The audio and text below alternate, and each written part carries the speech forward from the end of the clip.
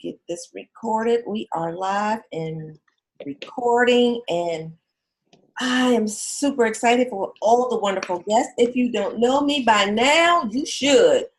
My name is Roberta Spade, aka Miss Burt with Dreams Empowerment Network, and I want to say welcome, good afternoon, happy Friday. Well, guys, if you have not caught any of the segments this week, you are missing a big treat, let me tell you. So, this is what I need you to do before I go any further. I want you to share this video. So go to your link, make sure you are public. Go and share this before we even get started. And that's what I'm going to do. I'm going to share to one of my here.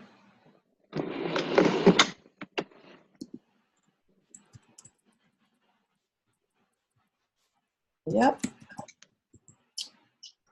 And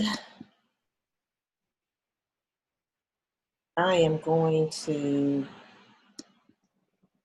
send this out, post it to someone's timeline who asked me, hey, I need to be reminded. Can you just post it to my timeline so I can go look at it? Not very technical savvy. And that's done. So look, guys, the 2019 Women in Power webinar series has been off the chain. I am so glad and just happy that this is going as well as it's going. So if you don't want to miss any of the next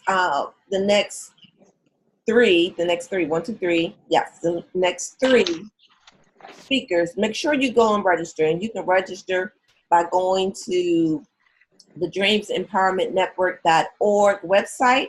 Go to About Us, and it's right at the very top of the drop box, the drop down. So make sure you go and register so you can get notified when the speaker is about to speak and who's coming up next. And you don't want to miss that. Secondly, I want to say thank you to our sponsor today, Ms. O Art. That's MZO Art. You can find her on Instagram. Check out her beautiful fantasy artwork. All right. So, without further ado, drum roll, please.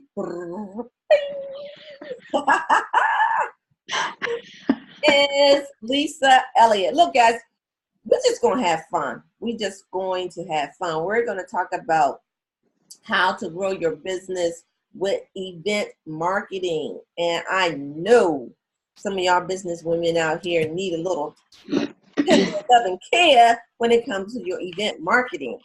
And if you know someone, make sure you send this video out, share it with them, and let them know, hey, we're live and we don't want to miss out. So, hi, Lisa, welcome. Hi, Roberta, how are you? Happy International Women's Day. Today is the day for and all about us. All about us. It's been all about us all month long. That's exactly. I'm trying to not fall out this seat, y'all. Please don't do that. And we're live. What happened to she didn't fall out the seat. Anything's possible when you're live. Anything's possible. Yes, we're celebrating women, encouraging women in their personal and business life in many ways. This webinar series is focused into helping to encourage and inspire and educate women in their personal and business lives. So thank you for participating, and we're super excited to have you here. We got our facilitator, Don Ferguson, that will be capturing all of the points. Again, thank you to our sponsor, Ms. O Art, and that can be found at the Instagram page, Ms. MZO Art Instagram. All right. So Lisa, tell us a little bit about yourself and how you got into business for yourself, and and then we're just going to go into some of these points that we have.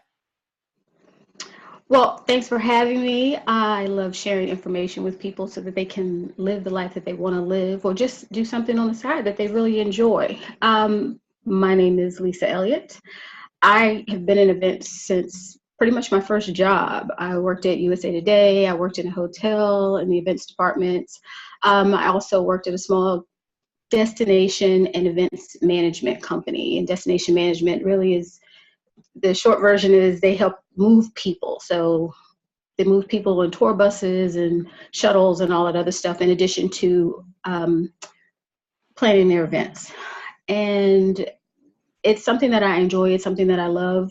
There are all kinds of events, but they're broken down into social events and professional events, if you will. Social usually it captures birthday parties, engagement parties, and all of those things. Professionals, when you get into conferences and summits and launches and things for business. So it's just something that I love to do. I love meeting new people. I love creating and planning things. So that's how I got started, and I wanted to do something different. I enjoyed planning social, and I also still like doing professional, but it gives me joy, and that's why I started Playing the City. It brings me joy to bring people together. I love meeting new people. I love doing new things, and that's how Playing the City was born. So I'm just having a good time meeting new people and enjoying our cities. DMV is full of so many things that people don't know exist. And part of Playing the City is to expose other small businesses. So if you have a wine shop, you're competing against all these other big name wine stores. I'll have a wine tasting in a small business. So Yes, I can take that into what people can do. But I'll let you ask the questions. No, so first of all, I want to say thank you for being a sponsor for our first session this 2019 Women's Empowerment Webinar Series, Play in the City. That's PLEinthecity.com. Go check her out for her events listing of what's coming up. So, anywho, you started all of this to say, this is something I want to do, and I can help others to grow their event. So, tell us one of the many steps, and one of the 5 steps we're going to talk about. What is the first step of marketing your event, your business events? Your goal, what is your purpose? Why are you having the event? You need to have an understanding of what the reason is behind you having an event, so that you can see if you met your goals. So the first thing is, why are you having the event? Is it to bring awareness to your business, or is it to increase your finances and bring in money, or are you trying to get feedback about a new product or a service? Those are just the top 3 that people have events. So Your business. You are working with a client. Is that something that is that the first question that you ask? What is your purpose of this event, and why you want to have it? For me, yes. I need to know what your thought process is and what it is that you're looking for, because you might not be at a point where that's the next logical step for you. Everyone doesn't need to necessarily have an event based on what it is they're trying to obtain. I think the best reasons to have an event are the 3 that I mentioned. If you're trying to grow your business, most people need awareness. You need awareness of your business before anyone can buy anything from you or purchase a product or service, which most businesses fall under one of those 2 categories. So why are you having this event, and on what scale, I guess, would be the next question. So I look at your thought process before I can even say if I can assist you or not. But you don't have to hire someone to do it. If you're doing this yourself, I would ask what your goal is. What are you trying to obtain? And then back into it that way. If you're looking for exposure, people sometimes get a little freaked out when you say host an event. They think you're supposed to rent out a stadium and have all these people and do all these things and spend a lot of money, and you don't. If you're just starting out and you have no money or very little funds for marketing your event, I would say go really hard in your social media. All social media is free. Piggyback off of someone else's event. Maybe you can have a little small corner of what they're doing. You could be a vendor. That's not really a full-blown event being a vendor, but being a vendor at another event brings you exposure, and you can test the water. If you're just starting out with a product and you have a few people, and I say this with love, not your family and your friends, if you have a product and you have people that have said that they love the product, host them in your home or in the library if you don't want to have them in your home. Host just maybe 5 people and have them tell you and give feedback on your product or service that you're offering from people who have already purchased from you. They can give you feedback as to whether or not that next thing that you're doing is a good idea, because you already have their buy-in for what you've already done. That's one way if you don't really have a lot of funds. If you're thinking of a larger scale, let's say I'll use the example of, say you sell cupcakes or you sell baked goods or you sell bath and body products. Heck, if you even sell hair, whatever, you can do a pop-up. And a pop-up, a lot of you know the term, you literally pop up and then you go away. It could be for a week, it could be for a day, it could be for a couple hours. A lot of spaces with retail have empty locations that you might notice. Talk to them, see if that you can do a pop-up for a day or 3 months and see if people want what you are selling. That's an event. A pop-up is the pop-ups. So is that something that you can just maybe take a tent or something and be outside? Is that considered a pop-up, or you actually have to have a brick and mortar place to go to exhibit? You can pop up anywhere. Just be careful where you pop up. No, I'm just kidding. If you are popping up just outside somewhere, I would just make sure that it is legal, meaning you don't have to have a permit or you're not bothering someone, or just because I have an idea to do something in the park, I know I need to get a permit to do it. But just because it's an open space, it looks like a free space and it doesn't seem to be a big deal, just check to make sure you're not breaking any laws, because people will report you. And having a crash pop up with the police is not attractive for your brand. So just check to make sure that you are legitimate and where you pop up. Oh, me, I thought people just popping up with their tent. That was something I was about to like, throw my tent up. Hello. Yes, people tend to do that. Talk to you. Let me tell you what I got to offer. Let me show you. Yes, well, and just to piggyback on that as well, parking lots are not carte blanche. You can't just use it just because people aren't there over the weekend, just so you know. Good to know. Parking lots are not just there for you to do what you need to do on the weekends because it's not being used. Caution number 1. Do not just randomly use people's parking lots just because they're not in business over the weekend. Okay, that's good to know. That's good. That's good to know. You know, with how things are set up today, you're right. It's crucial. You know, you have people recording and want you off, and they don't have anything to do with that that property or anything. They just want to just crash the whole entrepreneur thing and just get you out of the way. But good to know. And you could also, maybe you could barter with them. Maybe you could do something in exchange if they do want a cost. For people who don't like that word barter, you have to get really creative, because I was just speaking to people who don't have funds to host or to really market an event. Yeah, I mean, they could do something like this, webinars. Absolutely. They can do lives. They can, do, like I said, this is totally free. They can go live on Facebook. They can go live on Instagram. Like I said, just be creative in getting people to recognize you.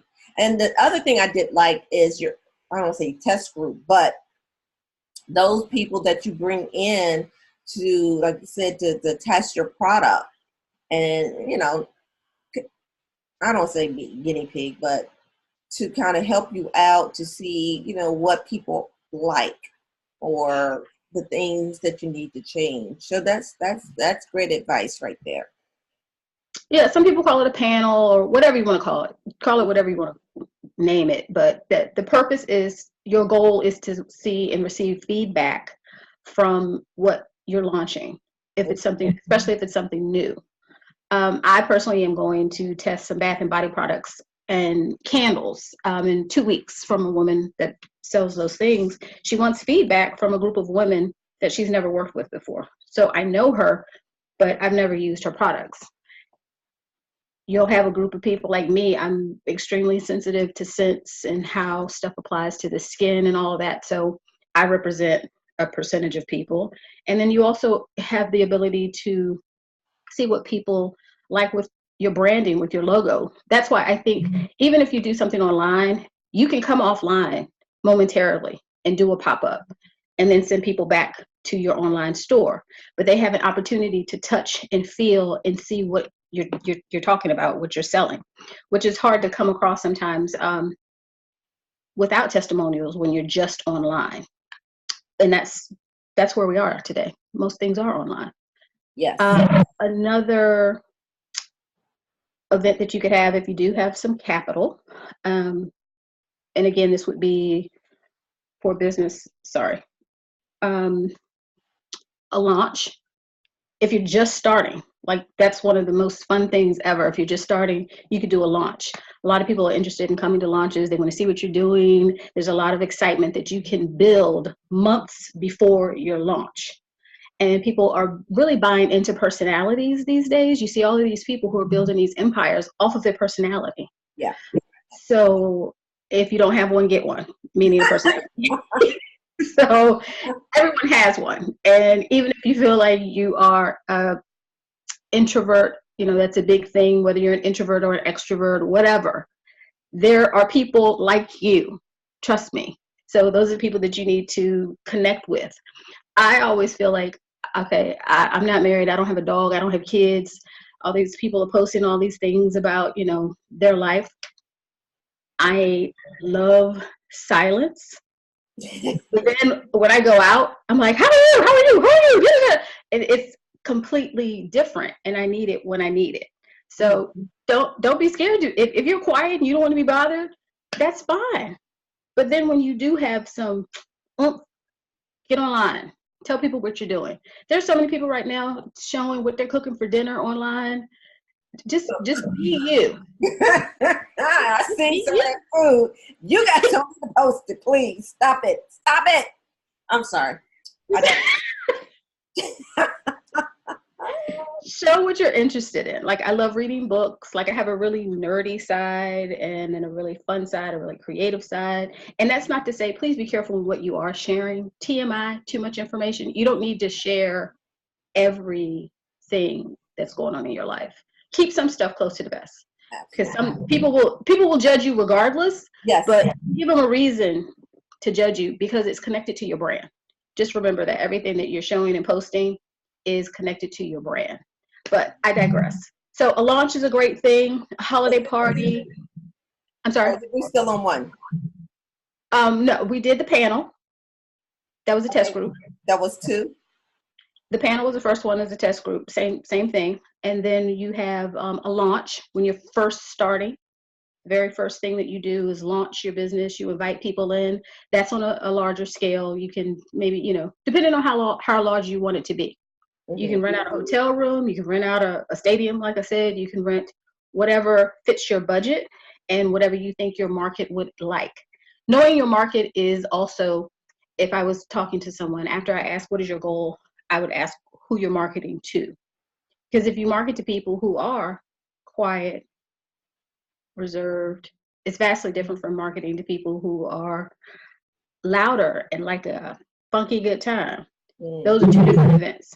The energy in those events would be vastly different.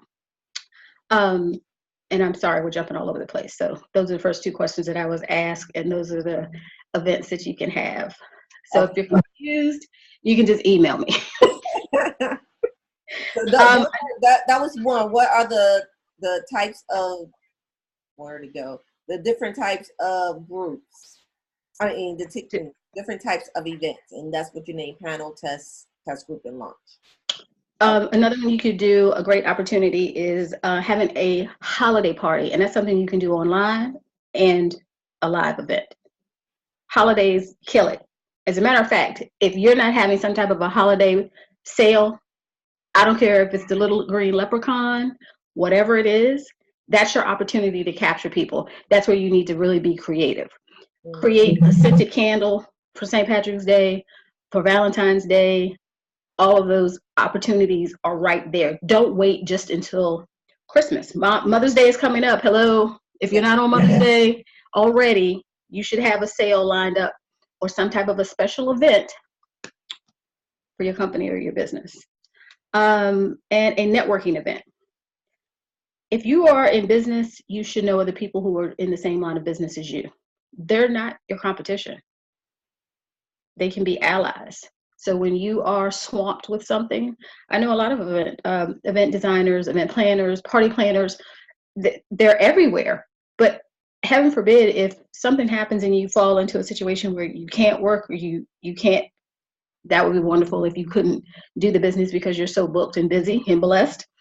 You have someone else that you can refer to, and vice versa. You also have someone that you can go to for resources that you don't have because you're also sharing yours. Don't just drain people. Yes. You got to pour into them too and build relationships. Yeah, I'm glad you pointed it out because, I mean, I've done that where I couldn't take the gig, but I was like, well, definitely I can recommend this person for it. So yeah, it's always good to have, just contacts in case you can't take something or you took it and something has come up and you can't make it, you're still able to substitute yourself with someone and not have the host kind of scramble at the last minute. It's just pure courtesy on that end. Yeah, so a networking event, you can set that up any kind of way. It can be a breakfast, a lunch, a dinner, or it can just be, hey, let's meet at Panera. Like, that's an easy event that you are hosting or sponsoring. People are okay paying their own bill. People are okay paying for a ticket. You just have to have something worth them attending, something worth them coming to. You're marketing your brand, but you're bringing them together. So now you all know about each other's brands. You don't have to stay in your own profession. Mm-hmm. I'll tell you this quick story. It's a group of women in New York, and it is called, they call themselves the Wedding Mafia. And I think the name is hysterical, but it serves a purpose.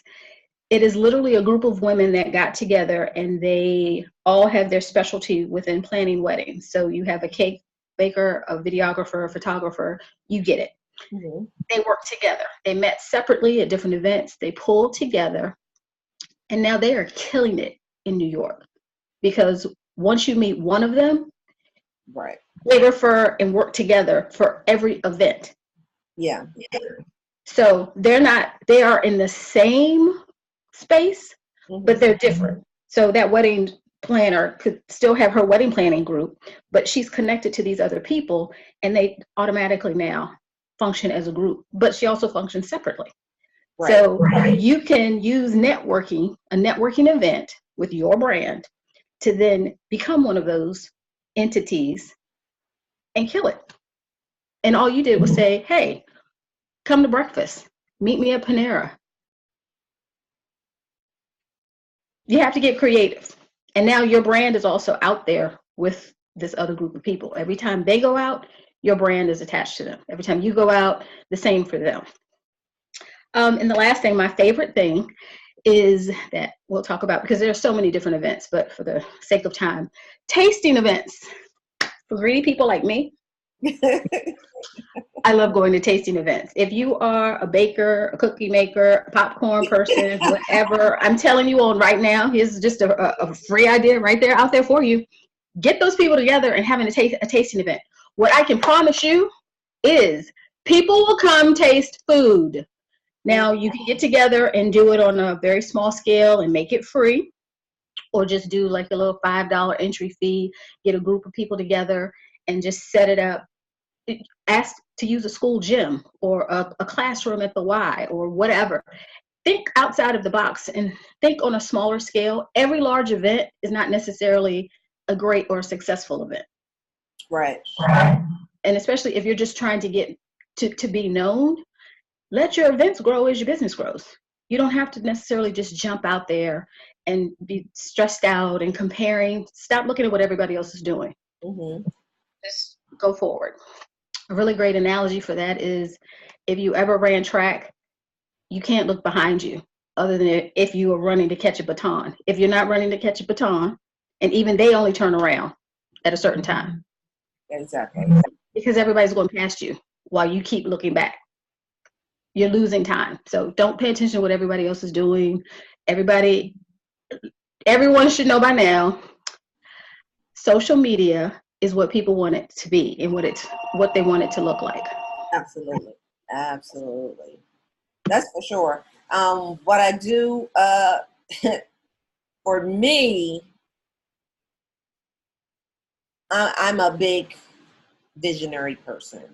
And so it's really hard at times for me to hone in the dream. So I've learned over the years, I can vision the dream big, but take each chunk small, each step small. For instance, the Black Authors Expo.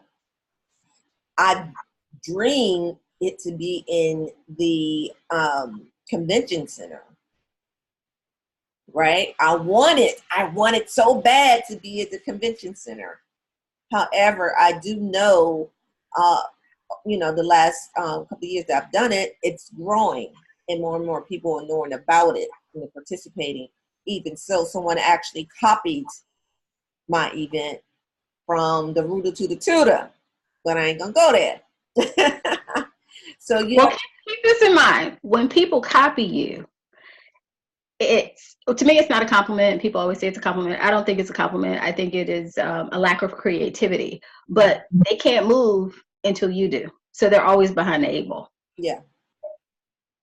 So it's gotten bigger, and it got bigger than the 20 something we had the first time to 30 something we had this time. So people are now emailing me about when's the next event, how can I connect, how can I be an author at the event. So even though the vision is large, I had to learn how to hone it in and work with what I have to grow it to get to the convention center. So that's great advice, great information to, just to point out. Yeah, I'm not really good at, let me choose my words carefully.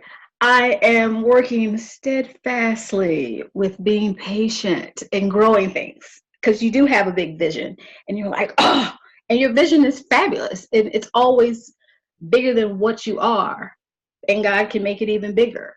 But we have to stay faithful in the little steps and the consistency and the perseverance. And it's hard. It's hard. And I want to encourage people, if you do have an event and 2 people show up, jump up and down and celebrate those 2 people that showed up. Mm-hmm. Because it's a starting point. Nobody just jumped out here. Oprah, Jay-Z, Diddy, all of these people had events where just 10 people showed up or no one showed up. But you have to keep going because nobody knows you. Yeah. You don't have any skin in the game. That's why you have to keep showing up for yourself. Because then, and unfortunately, sometimes people that know what you're doing won't acknowledge you until some of the other people that they admire are acknowledging you. And you can't wait for them. You just have to plan your event, grow your business, Yep. love it, and keep going. And it's hard. I mean, I'm saying this, but I go through the same things as well. So Absolutely. Rap Girl on the net said this is awesome information that you're giving out, Lisa. You're absolutely right. The process can be for me very nerve wracking, right? I'm like, oh, absolutely. oh, growing your business. Even though I've started and I've stopped. I've started and I've stopped. Me too. And every time you stop, you're out of people's mind. You're out of their mindset. But if you Right.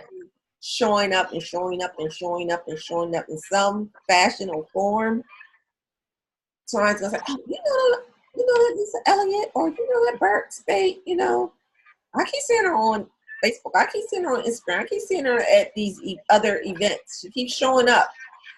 So the key is this: keep showing up. I am not a social person. I hate being in environments where I got to talk to people, like networking stuff. I don't do well with that. I feel uncomfortable. I force myself to do it, but I feel uncomfortable. I'm out of my total element um, when I have to kind of like, I don't want to say, but advertise myself. Because I feel like I'm bragging about myself. But I think it's a way of how people do it.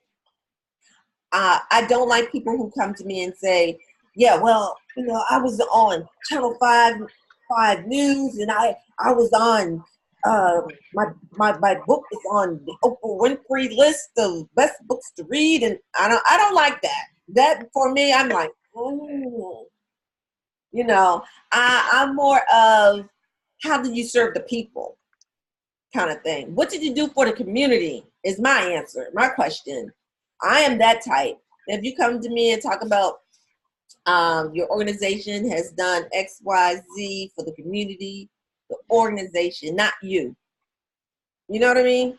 I just feel sometimes people get a little braggadocious with when you're networking, and to me, that's just me. I prefer a person to come to me and talk to me about their accomplishments in the community, what they've done with their product and services, how did they serve the people?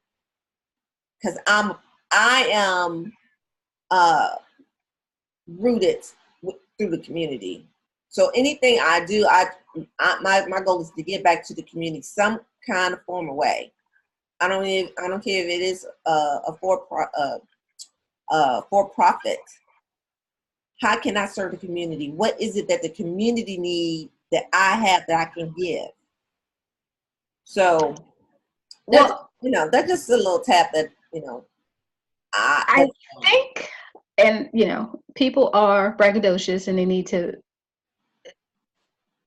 build themselves up and stay confident in what they do, and I get that. And sometimes it definitely could come across, especially if you're just meeting somebody, that they're running down their resume to you and you're like, yeah, okay, great. But a great coach, and her name is Rita, I'll give her a shout out. Her name is Rita Made Me Do It on Facebook. Great woman. She actually just did she explained something that was, I think, touches on this, and people do it all the time. So you are selling a service or a product, you go out to a networking event and nobody knows you. So a lot of people and a lot of coaches talking about people need to get to know you, like you, trust you. Makes sense, right? But we've all also purchased things without knowing who that person was or whatever, because you just liked it to look pretty on Facebook or on their online shop. But I think there is something to being aware of what someone is selling, that person, that personality. And then when you were just referring to showing up consistently, then it's easier to make a sale. So they're trying to sell themselves to you before you even get to know them. So it's a full court press because that middle section is missing. Mm-hmm. Instead of just introducing themselves and saying what is it that they're trying to do and or accomplish, they're already selling you on stuff that you have no knowledge of. Exactly. So they're trying to cram in 6 months of postings on social media where you got to know them in 5 minutes and turning everybody off. Or, you know, they might come across someone else who's doing the same thing. They might like it. I don't know. People are very different. People's business styles are different. So it's okay if you rather just hear what they've done for the community. It's okay if you are a community person. You should be in community leader groups. You should be networking with community leader people, because all of them, I'm sure, also vacillate between being an introvert, an extrovert, and in the middle, like I do. Some people meet me and they think I'm really quiet, and they meet me and they're like, oh, she's a wild child. It just depends on the day and what the event is about. Again, that energy.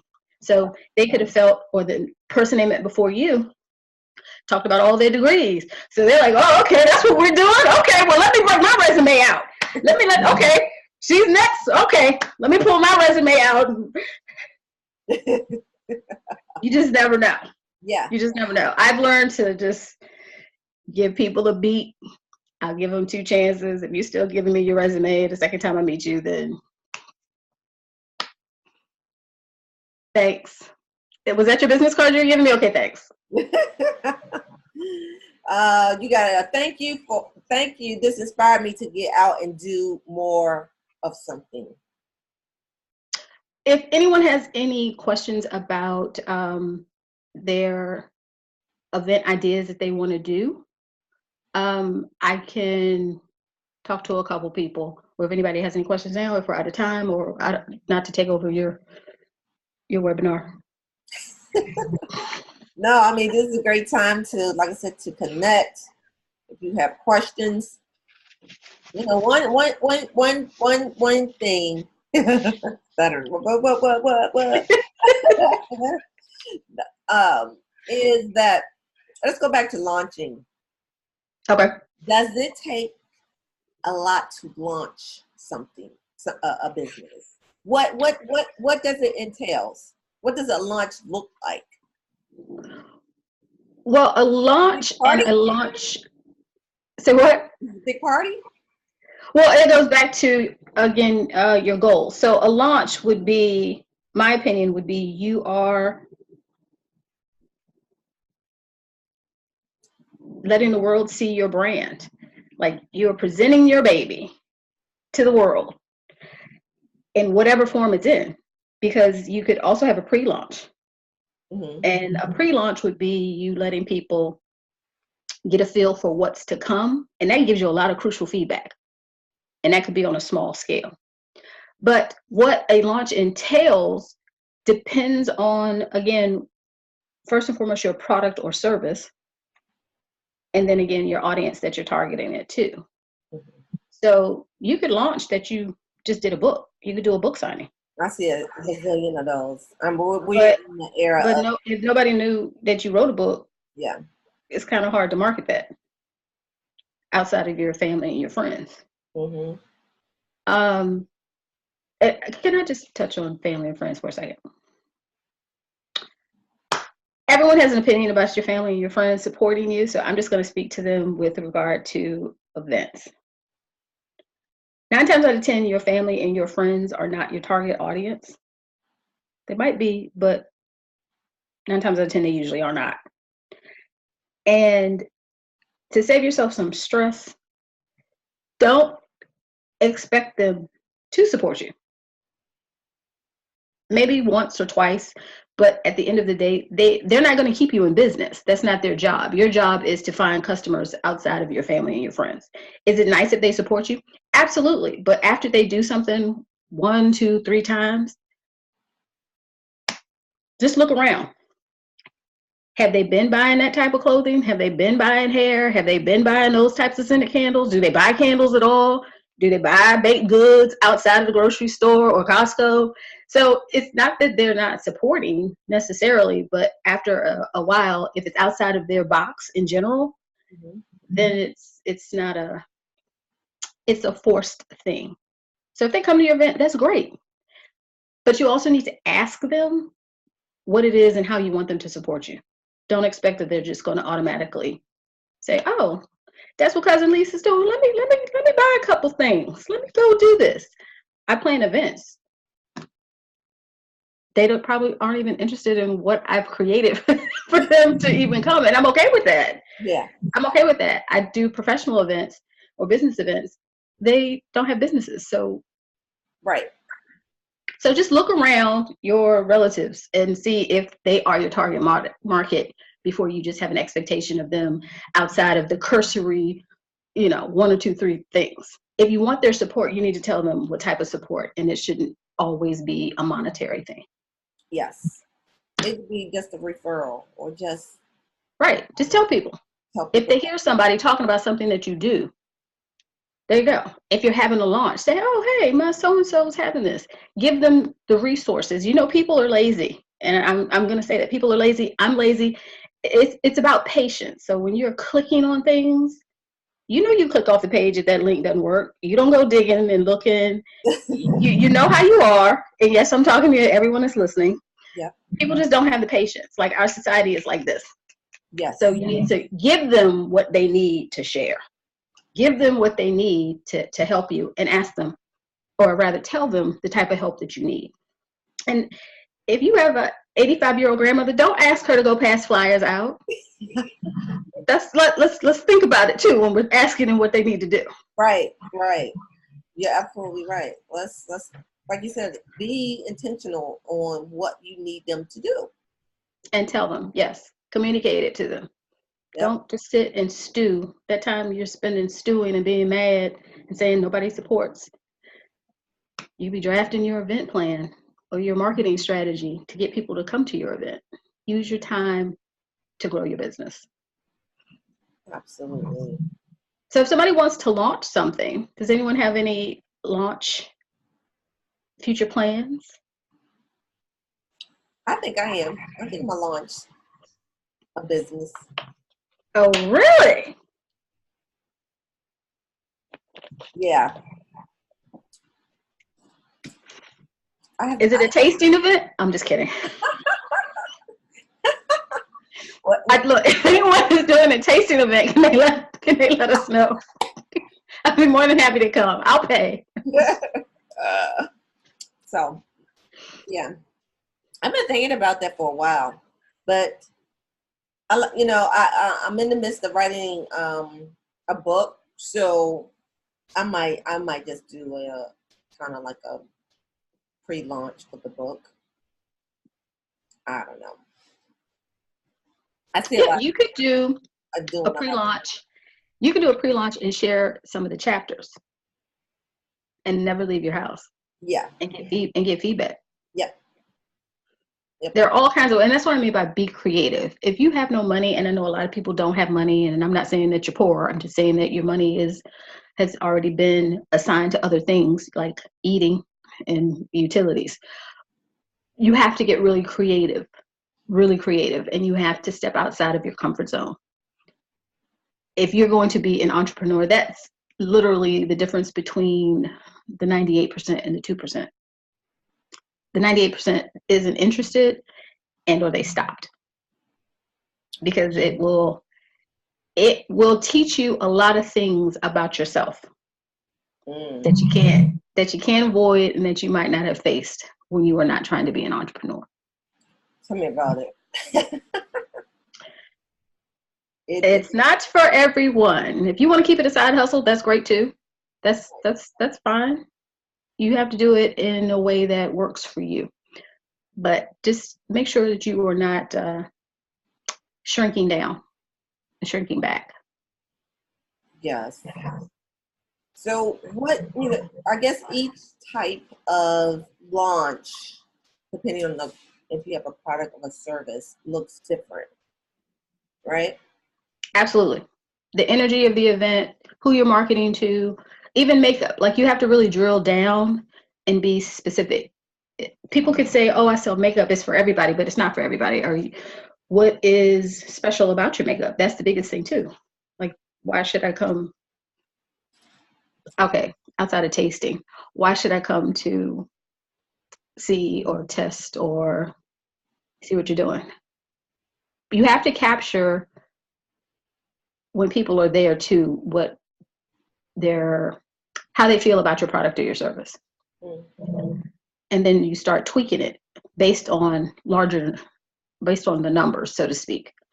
So if you have something with 10 people and 6 don't really like it, then you know this isn't the direction I need to go. If you have 100 people and all your cards, your survey cards at the end of the evening, don't come back.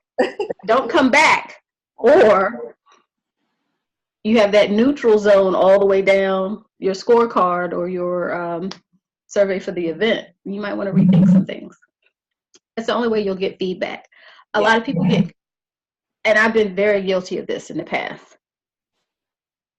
You create your business and all these other things off of what you like. Your favorite colors, your logo, your all these things. You're in your own creative little world. And then you're like, here we are. You build it, they will come. No, you're right. because you built that for you and you love it.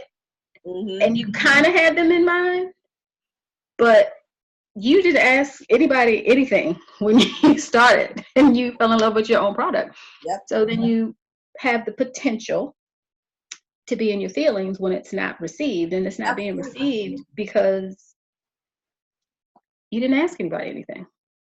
I plan events, but I ask people, what is it that you like to do? What else do you want to do? What did you do on your first date night? You have to engage people even before you start to see if you're on the right track. Yeah, absolutely. Because it makes it harder to find people. So I'd ask some questions before you start spending a lot of time and energy and effort and emotion pushing something when you've never asked anybody. Do you like this? Is this a good idea? And again, not your family and your friends, strangers, people who would be buying stuff. That's why we sometimes think about it this way. When you get off the metro, if you catch the metro or the bus or wherever you come out in the parking lot and there's stuff stuck on your windshield, it could be a sample of something, it could be whatever, and they ask you to get back to them or whatever the case is.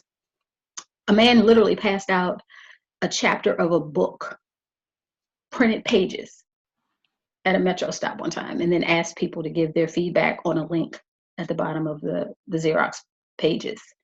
That was expensive. That was pricey, unless he did it at his job and nobody knew. But, he was creative. And before he spent more time, he got feedback from a wide range of people. Like mass transportation is huge. Yeah. With regard to demographics. Yes. It's also very open to people stealing things. Well, and I guess that's why he just did a chapter. Yeah. Because it did make me want to know what happened next. Right. So, he pulled you in. And that's the purpose of the events. You're pulling people into your brand. Mm-hmm. And that's the first step. Some people call it a funnel or whatever you want to call it. You're pulling people into your brand. And so you get feedback. You can start engaging, collecting emails after your event, online, offline. You have the ability now with this group of people. You can sell them stuff. You can let them know about your sales. Absolutely. You're always marketing. As some marketers say, always be marketing. Absolutely. You have to stay in front of them. Well, thank you so much for your time. Thank you. Look, guys, if you're on, make sure you share this. Again, this is the last of the first week. We have tonight at 8:00, Ms. Doris Dancy. She's going to give us 5 ways to get over the devastation of betrayal. 5 ways to deal with devastation of betrayal. Man, how many of you guys been devastated by being betrayed? Yes. So I can't wait to hear what Ms. Dancy has to say about that. You guys share, share, share. Again, Sunday, all of this week will be down, down, down. So make sure you go and register at dreamsempowermentnetwork.org. Go to About Us, to the drop down, click it. You can see all the week of and next week, the list of speakers and their bio and their information, how you can get connected. So make sure you go to dreamsempowermentnetwork.org. And thank you to our sponsor for today's and tonight's session or segment, Ms. O Art, MZO_art. You can find her on Instagram. All right, guys, I will see you at 8:00 p.m. tonight. Again, 8:00 p.m. Eastern Standard Time, and we will have Doris Dancy, The Devastation of Betrayal. All right, Lisa, thank you. Thank you. Bye. Bye. Hey guys, remember you have to dream big to win big. Keep dreaming.